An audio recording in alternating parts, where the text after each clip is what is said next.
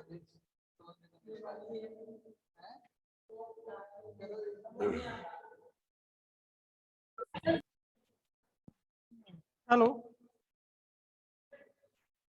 नमस्कार। आवाज आ रही यस सर, नमस्ते। यस सर, आ रही है। है? टेक्निकल मिस्टेक से क्लास लेट हो गई है, जुड़ी नहीं थी क्लास। Okay sir. और 2-4 जुड़ जाने दो। यस सर, अभी तो पहले बहुत से जुड़े हुए थे, चले गए सब। अभी हो जाएंगे, दोबारा आ जाएंगे। Okay sir. हाँ, किशन से नहीं, अपनी आवाज वो बंद कर दो बेटा।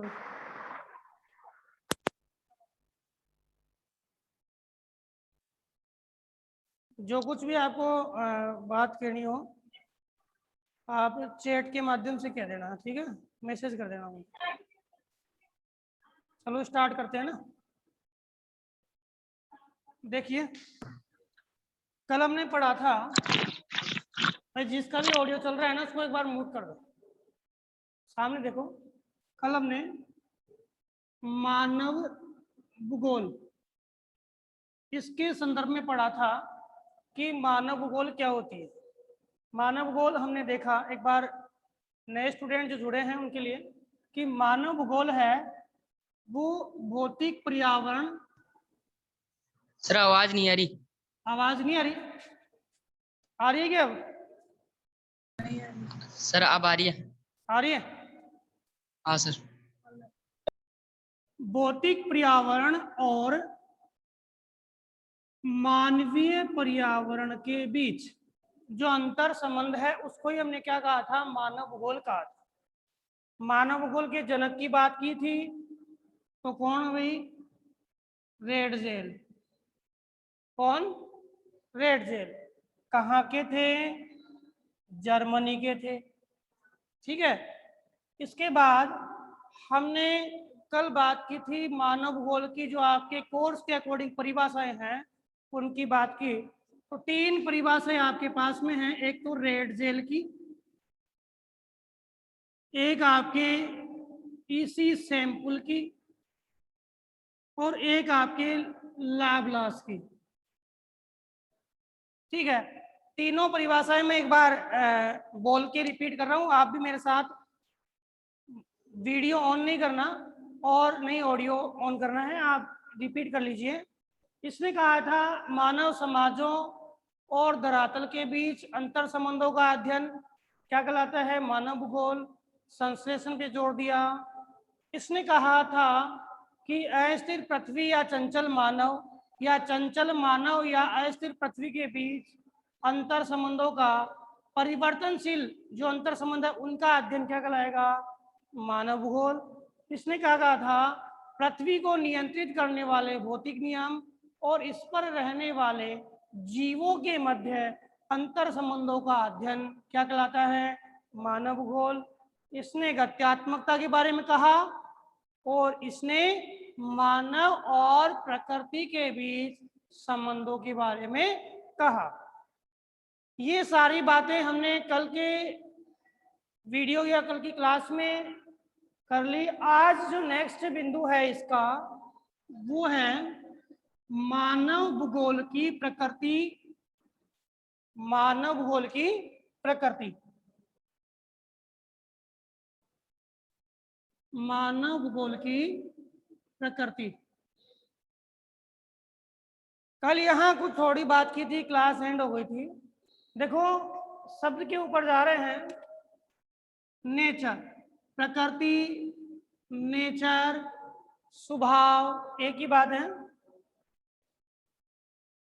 यहाँ हमने थोड़ी बात की भी थी, जैसे इतिहास में हम बात करते हैं ऐतिहासिक घटनाओं के अध्ययन की। पॉलिटिकल साइंस में हम बात करते हैं राजनीतिक क्रियाओं की।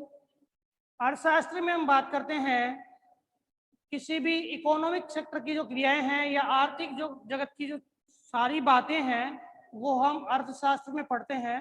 तो हर एक सब्जेक्ट का एक अपना उद्देश्य होता है। जैसे आप लोग हो आर्ट्स के विद्यार्थी, आर्ट्स का ज्ञान ग्रहण करते हैं, उसके अकॉर्डिंग अपना एम रखते हैं। उसी प्रकार मानव भूगोल जो सब्जेक्ट है इसकी प्रकृति क्या होगी? तो हमने परिभाषा पढ़ी है कि मानव भूगोल कौन सी प्रक्रियाओं का अध्ययन करेगा? मानवीय प्रक्रियाओं का। कि कौन सी प्रक्रियाओं का अध्ययन करेगा? मानवीय प्रक्रियाओं का। और मानवीय प्रक्रियाओं का अध्ययन करने के कारण इसमें हमारे पूरे जगत में यानी हमारी पूरी पृथ्वी में किसी भी प्रदेश में निवास करने वाले मानव की जो भी क्रियाएं हैं उन सभी क्रियाओं का अध्ययन हम किस में करेंगे? मानव भूगोल में करेंगे। और यही क्या है? मानव भूगोल की प्रकृति है। क्या है? मानव भूगोल की प्रकृति है। अब आप एक छोटा सा उदाहरण ले लीजिए। मान लो किसी व्यक्ति की प्रकृति या स्वभाव अगर जानना चाहते हो तो उससे जुड़े हुए बहुत सारे प्रश्न हमें हल करने पड़ते हैं। जैसे व्यक्ति कौन है, व्यक्ति कहाँ से आया है, व्यक्ति कब आया, इसका क्या उद्देश्य है, ठीक है, और बहुत सारे प्रश्न। ये सारे प्रश्न अगर जुड़ते हैं तो हम किसी व्यक्ति विशेष के स्वभाव को जान लेते हैं। इसी प्रकार सारे सब्जेक्ट जितने भी हैं उन सब्जेक्ट से जुड़े हुए जो भी प्रश्न, कौन, कब, कहाँ, कैसे आदि प्रश्न, जैसे मान लो मानव भूगोल है तो मानव की विश्व की समस्त क्रियाओं से जुड़े हुए प्रश्न, कौन, कब, कहाँ, कैसे आदि का ज्ञान। या कोई भी सब्जेक्ट है जैसे राजनीतिक विज्ञान है, वो राजनीतिक पहलुओं को जानेगा तो प्रत्येक क्षेत्र में जाएगा। राजस्थान में राजनीति का क्या पहलू है, कैसे है, राजस्थान की राजनीति क्या है, कैसे स्टार्ट हुई, कब हुई, टोटल वो जानेगा। अलग अलग प्रदेशों के बारे में भी ये जानेगा। तो मानव भूगोल की प्रकृति किसी भी क्षेत्र विशेष में मानवीय प्रतिक्रियाओं के संदर्भ में और भौतिक प्रतिक्रियाओं के अंतर संबंध में कौन, कहाँ, कब, क्या, कैसे आदि प्रश्नों को जानना इसकी प्रकृति है मानव भूगोल। समझ में आ गई बात? मानव भूगोल की प्रकृति है हम लोग यानी मानव, पूरी मानव जाति। और जहां मानव जाति रहती है वो भौतिक प्रदेश, दोनों के बीच में क्या है? अंतर संबंध। और उस अंतर संबंध से क्या उत्पन्न होती है? मानवीय प्रक्रियाएं।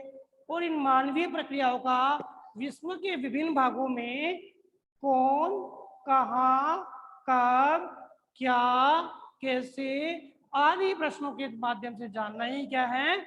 मानव भूगोल की प्रकृति है। समझ में आ गया होगा भाई? समझ में आ गया ना? नेक्स्ट टॉपिक स्टार्ट करें। मानव भूगोल की प्रकृति, मानवीय प्रक्रियाएं किसके संदर्भ में? भौतिक पर्यावरण के संदर्भ में। और इन सभी प्रश्नों को जानना मानव भूगोल की प्रकृति। अगला जो बिंदु आता है, हमने पहला प्रश्न पढ़ा परिभाषा का, दूसरा हमारा प्रश्न चल रहा है क्या? मानव भूगोल की प्रकृति का। और तीसरा प्रश्न हमारा है, ध्यान से देखना, बोर्ड में जो तीसरा प्रश्न आता है, बोर्ड में एक प्रश्न प्रकृति से बनेगा कि मानव भूगोल की प्रकृति है वो निर्भर करती है, किस पर निर्भर करती है? मानव भूगोल की प्रकृति किस पर निर्भर करती है? तो इसका आंसर सीधा सा हो गया, कौन सी? मानवीय प्रतिक्रियाओं पर। किस पर निर्भर करती है?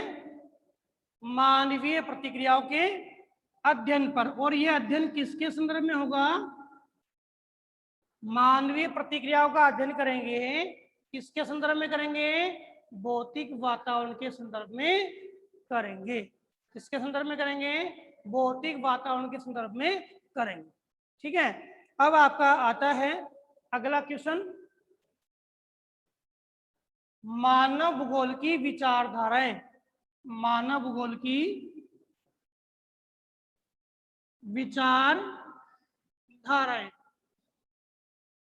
देखो, मानव भूगोल की विचारधारा को समझने से पहले हम एक चीज समझते हैं कि मानव भूगोल जो हमारा सब्जेक्ट है, पहले हमने पढ़ा 11th में, यह भूगोल की एक शाखा है। किसकी शाखा है? भूगोल की एक शाखा है जिसको 19वीं और 20वीं शताब्दी में एक विकास का एक नया जो आयाम है इसको प्राप्त हुआ और वर्तमान में ये अपने विकास की ओर अग्रसर हो रहा है। कहने का मतलब इस सब्जेक्ट को बहुत सारे क्षेत्रों में पढ़ा जाने लगा है और रेडजेल ने इसके विकास को बढ़ाने के लिए या इस विषय को पृथक रूप से पढ़ने के लिए सबसे पहला कदम उठाया। ठीक है, मानव भूगोल जो है, ये जो सब्जेक्ट है पढ़ा बाद में गया, विचार बाद में आया, विकास बाद में हुआ, लेकिन जब से मानव की उत्पत्ति हुई है, जब से मानव इस पृथ्वी पे आया है, तब से लेके और वर्तमान तक की समस्त घटनाओं का अध्ययन हम किस में करते हैं? मानव भूगोल में करते हैं। किस में करते हैं? मानव भूगोल में करते हैं कि मानव की उत्पत्ति से लेके वर्तमान तक की जो भी घटनाएं हैं उन सभी घटनाओं का हम अध्ययन करते हैं।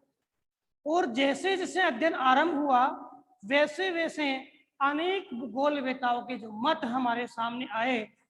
देखो, सबका नजरिया अलग अलग होता है, उस नजरिए को हम देखते हैं। कोई इस मानवीय प्रतिक्रिया को किस नजरिए से देखता है, कोई मानवीय प्रतिक्रिया को किस नजरिए से देखता है। इसी प्रकार हम देखें तो मुख्य रूप से मानव भूगोल से जुड़ी हुई 3 विचारधाराएं, कितनी विचारधाराएं? 3 विचारधाराएं हमारे सामने आई। पहली विचारधारा है नियतिवाद। विद्यार्थियों ध्यान से देखना, ये शब्द है मैं लिख रहा हूं अलग अलग, यहां से प्रश्न आ जाता है और इनके प्रवर्तक और समर्थक दोनों पूछ लेते हैं। ठीक है, तो ध्यान देना। नियतिवाद, इसी को बोलते हैं निश्चयवाद, इसी को बोलते हैं मानव का प्राकृतिकरण। नियतिवाद, निश्चयवाद, इसी को बोलते हैं मानव का प्राकृतिकरण। ध्यान से समझना, इसी को बोलते हैं डेटरमिनिज्म।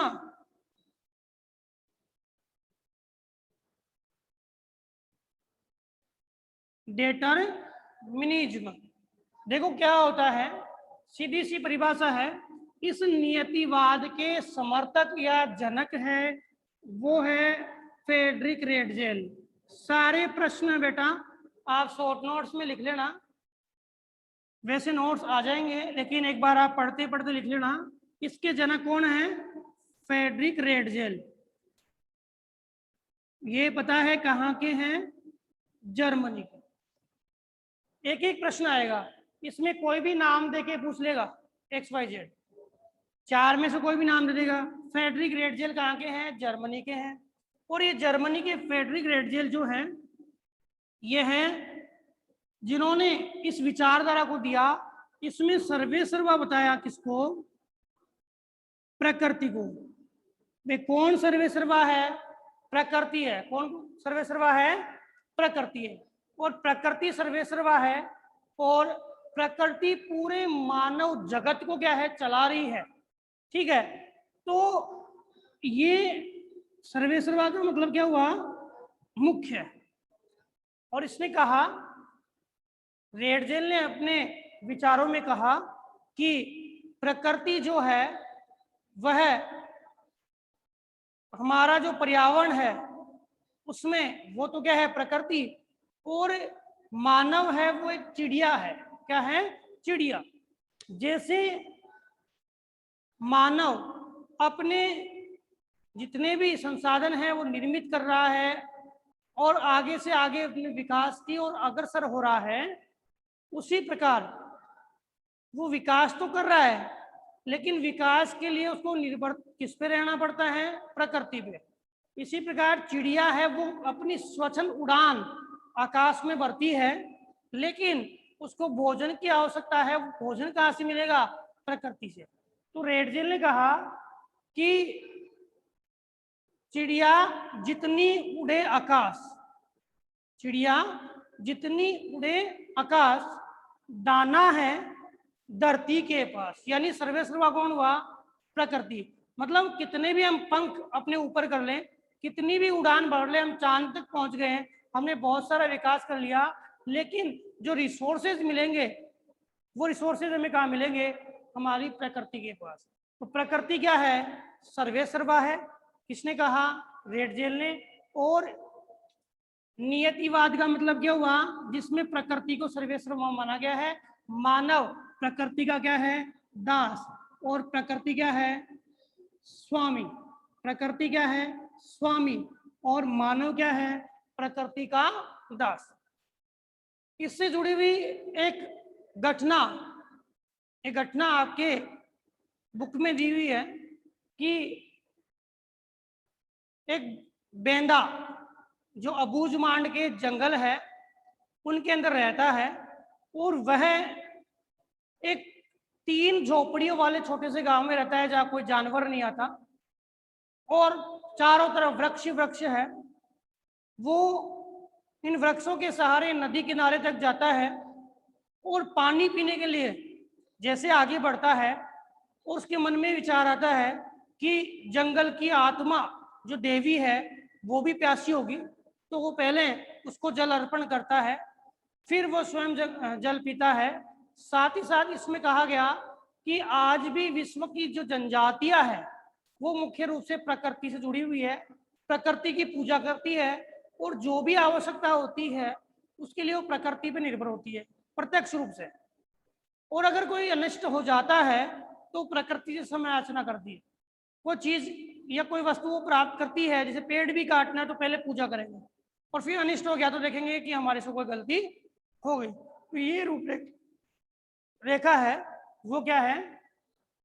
नियतिवाद को, निश्चयवाद को या मानव के प्रकृतिकरण को समझाती है। अब आप बोलोगे साहब इसके समर्थक, तो इसके समर्थक में इनकी शिष्या है कुमारी सैंपुल, जो अमेरिकी भूगोलवेता है, वो क्या है? इसकी समर्थक है। किसकी? रेडजेल की। और इन्होंने क्या कहा? आवाज आ रही है भाई? आवाज आ रही है? Yes sir. हाँ, समझ में आ रहा है? हाँ सर। सैंपुल ने कहा हाँ सर, आ रहा है। आ रहा ना? सैंपुल ने कहा कि प्रकृति सर्वेसर्वा है और मनुष्य प्रकृति का दास है, ठीक है। और इसने प्रकृति की जो तुलना है वो माता से की है। हमारी माँ, जो हमारी माँ है, वो एक बच्चे को, छोटे से बच्चे को जन्म से लेकर और पालती है, ठीक है। कितना ही बड़ा क्यों ना हो, माँ अपने बच्चे का लालन पालन करने के लिए वो ममता है वो प्रदान करती है। तो इसने कहा कि प्रकृति माता है और हम क्या है? उस माता की संतानें हैं, ठीक है। कहा कि जैसे माता अपने पुत्र को सभी आवश्यकता मूलक जो वस्तुएं हैं उपलब्ध कराती है, लेकिन अगर वो कभी गलती करता है तो उसको चेतावनी देती है, उसको दंडित भी करती है। उसी प्रकार प्रकृति भी है कि समय समय पर हमें चेतावनी भी देती है, हमें दंडित भी करती है। सर्वेसर्वा कौन है? प्रकृति है। समझ में आ गया? सैंपुल क्या है? इसकी समर्थक है। तो पहली विचारधारा समझ में आई, नियतिवाद, निश्चयवाद, मानव का प्राकृतिकरण। भाई मानव का प्राकृतिकरण बोला ना मैंने, अभी बेंदा नाम की वो कहानी सुनाई। बेंदा जो है अबूझमांड के जंगल कहाँ पर है? छत्तीसगढ़ में। कहाँ पर है? छत्तीसगढ़ में। छत्तीसगढ़ में कौन से जंगल है भाई? अबूझमांड के जंगल। इन जंगल की, इस जंगल से एक वृतांत है आपकी बुक में दिया हुआ है। तो मानव है वो प्रकृति के अनुसार जीवन जी रहा है, इसका मतलब मानव का क्या हो गया? प्राकृतिकरण, ठीक है। डिटरमिनिज्म यानी निश्चयवाद प्रकृति एक है, सर्वे सर्वा है, हम सब जानते हैं, ठीक है। इसके बाद समय का थोड़ा ध्यान रखना, बीच में बंद हो जाए। अभी 4-5 मिनट है बेटा, एक और कर लेते हैं। आज मैं आपको ओबीटी क्वेश्चन भी दे दूंगा, इसके दौरान टीआरपी पे डाल देंगे, ठीक है। दूसरी है भाई आपकी संभववाद। नोट्स भेज देना। मानव का प्राकृतिकरण हमने पढ़ा है, यह है प्रकृति का मानवीकरण, प्रकृति का मानवीकरण।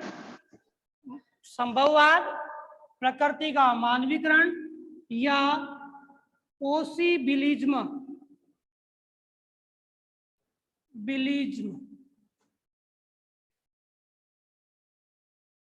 पॉसिबिलिज्म या संभववाद, प्रकृति का मानवीकरण। संभावना कौन प्रदान करता है? प्रकृति। बे आज हमने मान लो ये बोर्ड बनाया है, डस्टर बनाया है, मार्कर बनाया है, इन सभी चीजों के लिए हमने जो पदार्थ प्राप्त किया है वो कहाँ से प्राप्त किया है? प्रकृति से प्राप्त किया है। तो ये संभावनाएं कहाँ से आई? प्रकृति से आई। माइंड किसका है? मानव का है। संभावनाएं कौन प्रदान कर रहा है भाई? प्रकृति। भाई संभावनाएं कौन दे रहा है? प्रकृति। और संभावना को हम क्या बोल सकते हैं बेटा? अवसर। अवसर, अपॉर्चुनिटी कौन दे रहा है? प्रकृति दे रही है। और इस अपॉर्चुनिटी को प्राप्त कौन कर रहा है? मानव। और मानव इस अपॉर्चुनिटी को प्राप्त करके और अपने अनुसार क्या बना रहा है? अपने लिए क्या बना रहा है? संसाधन बना रहा है। क्या बना रहा है? संसाधन बना रहा है। तो संभावनाएं जितनी भी है वो प्रकृति से आ रही है और संभावना वो मानव प्राप्त कर रहा है और क्या कर रहा है? अपने अनुसार बदल रहा है।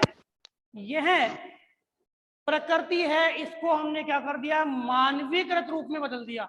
प्रकृति के जितने जैसे पक्षी है, आपके पानी में चलने वाले जानवर है, हवा में चलने वाले पक्षी हो गए और जमीन पे चलने वाले जानवर है।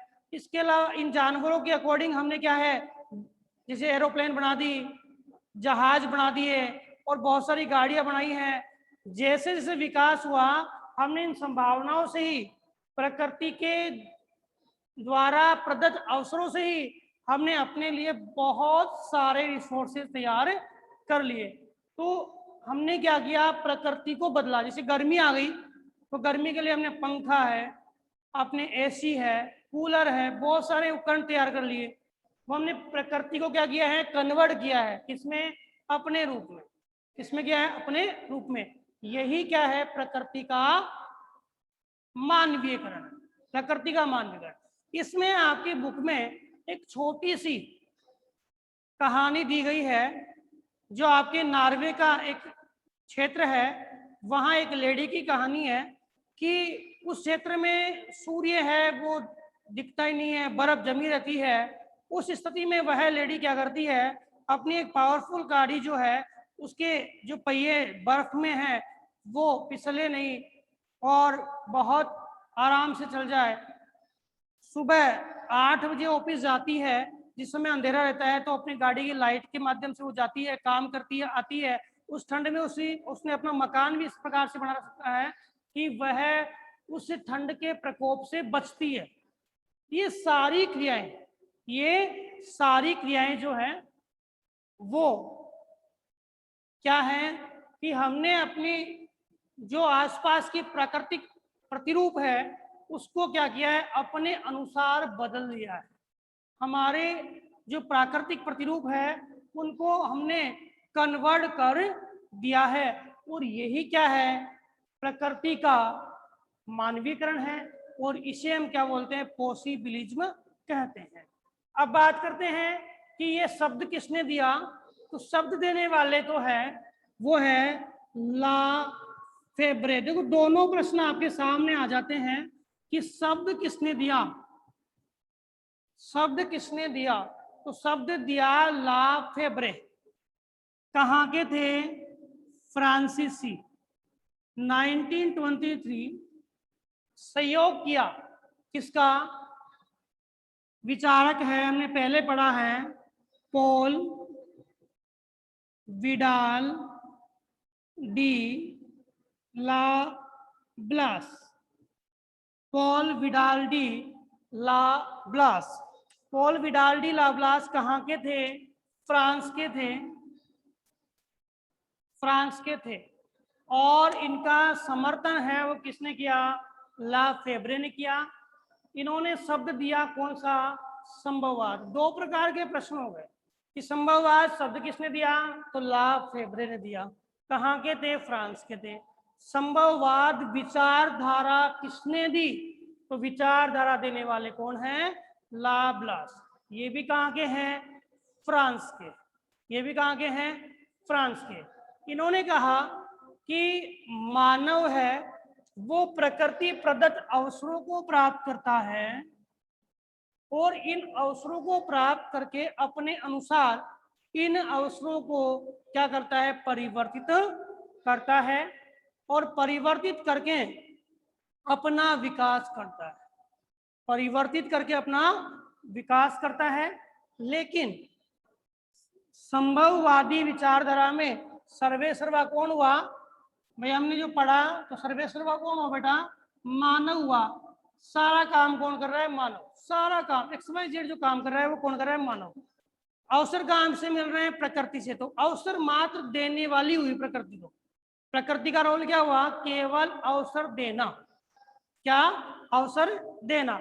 अब अवसर ग्रहण कौन कर रहा है? मानव। और जो भी बदलाव कर रहा है वो भी कौन कर रहा है? मानव कर रहा है। इसलिए सर्वेसर्वा कौन हो गया? मानव। तो विडाल डी लाब्लास ने इस विचारधारा में सर्वेसर्वा किसको बताया? मानव को बताया। किसको बताया? मानव को बताया। और मानव ने अपने लिए जो भी बदलाव किए हैं वो इस विचारधारा को व्यक्त करते हैं।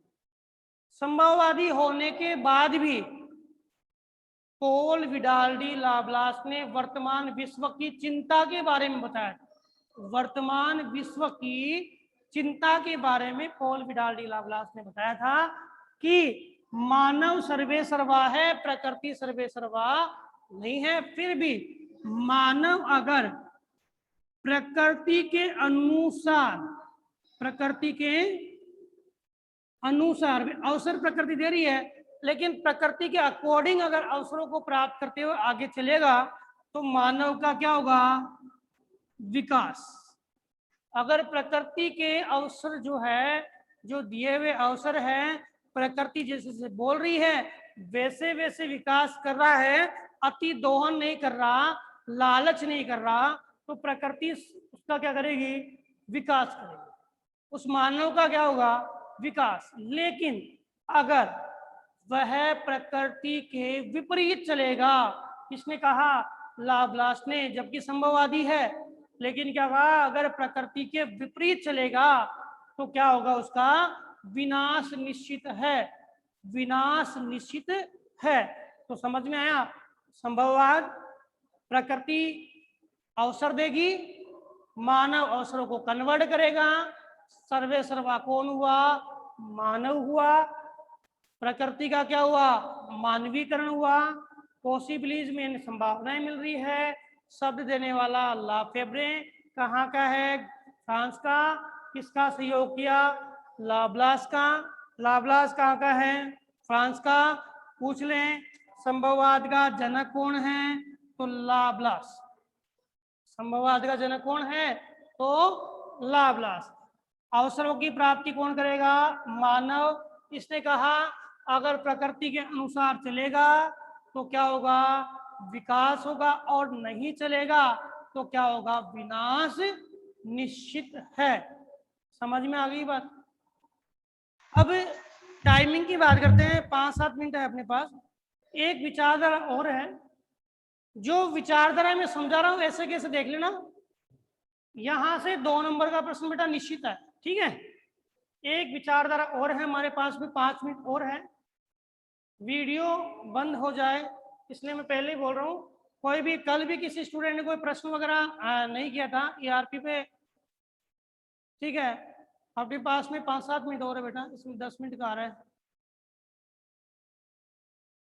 10 मिनट और है ना, हो जाएगी अपनी। देखो तीसरी विचारधारा है नव नियतिवाद, नव निश्चयवाद, सारे नाम ध्यान रखना, रुको व जाओ, नव निश्चयवाद,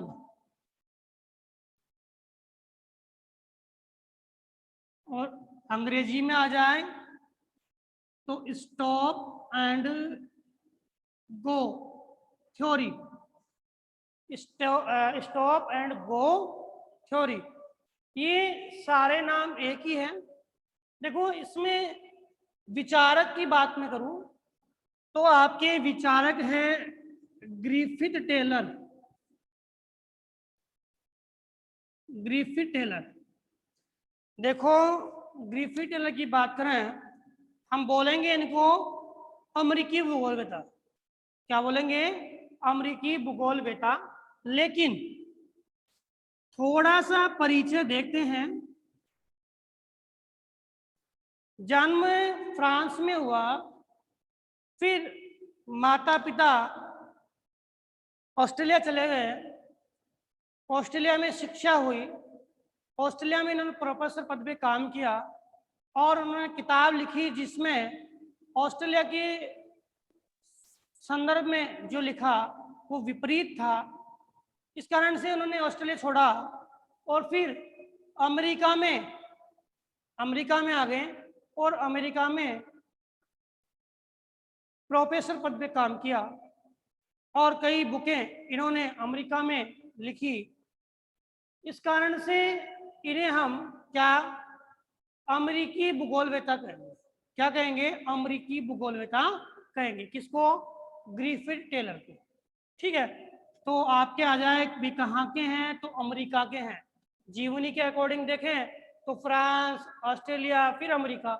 तो इन्होंने कहा कि न तो प्रकृति सर्वेसर्वा है और न ही मनुष्य सर्वेसर्वा है। प्रकृति मनुष्य को अवसर देती है, मनुष्य प्राप्त कर लेता है, ठीक है। दोनों में कोई सर्वेसर्वा नहीं है, दोनों बराबर है। ये नई थ्योरी है, नया सिद्धांत है, इसलिए इसको क्या कहा, नवनियतिवाद, नवनिश्चयवाद, रुको जाओ नवनिश्चयवाद। रुको जाओ इसलिए कहा, इन्होंने एक उदाहरण दिया। उदाहरण क्या है कि जैसे प्रकृति है, प्रकृति तो क्या है, ट्रैफिक सिग्नल या ट्रैफिक पुलिस, या ट्रैफिक पुलिस जो हमें क्या करता है, जो भी वाहन चालक है, ये वाहन चालक कौन है, मानव, और ये कौन है, प्रकृति। अब वाहन चालक को बताते हैं कि कौन सी लाइट, जैसे आपकी ग्रीन लाइट हो रही है इसका मतलब जाओ, येलो हो रही है इसका मतलब रुकने के लिए कहेगा कि भी आराम से जाओ, अगर कोई वाहन आ गया तो एक्सीडेंट हो सकता है, चेतावनी दे रहा है। और आपकी रेड हो गई इसका मतलब रुकना है, ठीक है, रेड हो गई तो क्या करना है, रुकना है। क्लास एंड हो गई क्या, नो सर चल रही है, चालू है, 1 मिनट पूरा कर लेता हूँ बेटा, अगली क्लास स्टार्ट हो जाएगी फिर मेरी। तो ये प्रकृति के विपरीत अगर काम करेंगे तो हमारा एक्सीडेंट क्या है, निश्चित है। तो इसने कहा रुको और जाओ, तो प्रकृति हमें रुकने के लिए भी कहती है और जाने के लिए भी कहती है। तो इस कारण से इस थ्योरी को क्या नाम दिया, रुको एंड जाओ। कौन है, ग्रिफिथ टेलर। और प्रकृति क्या है, सर्वे सर्वा, क्या है, प्रकृति सर्वे सर्वा है। समझ में आ गया, सॉरी, प्रकृति न तो प्रकृति सर्वे सर्वा और नहीं मानव सर्वे सर्वा, कोई सर्वे सर्वा नहीं है। दोनों एक दूसरे को आदेश देते हैं, एक अनुपालना करता है, अनुपालना सही कर रहा है तो ठीक है, और अनुपालना अगर सही नहीं कर रहा है तो क्या होगा, एक्सीडेंट निश्चित है, विनाश निश्चित है। तो पहले वाले में निश्चयवाद में प्रकृति सर्वेसर्वा, दूसरे वाले में मानव सर्वेसर्वा, और तीसरे वाले में दोनों ही सर्वेसर्वा नहीं है। एक अवसर देगा, दूसरा उसके अकॉर्डिंग चलेगा, ठीक है, और नहीं तो क्या हो जाएगा, विनाश हो जाएगा। तो समझ में आ गया भाई, समझ में आ गया? Yes sir. हाँ, अब कल नेक्स्ट अगला पढ़ेंगे, ठीक है, कल इससे अगला पढ़ेंगे। ओके सर अभी तो टाइम है 10 मिनट का। नहीं, ये नोट्स भेज देना। दूसरी क्लास का आ गया टाइम बेटा। सर नोट्स तो भेज देना। हाँ, नोट्स भेज दूंगा, ठीक है। टीआरपी भी भेज देना सर। 10th की क्लास है, उसका 1 ही मिनट बाकी है, फिर वो भी स्टार्ट हो जाएगी तुरंत ही। ठीक है बेटा, थैंक यू। ठीक है sir. Okay sir, welcome sir.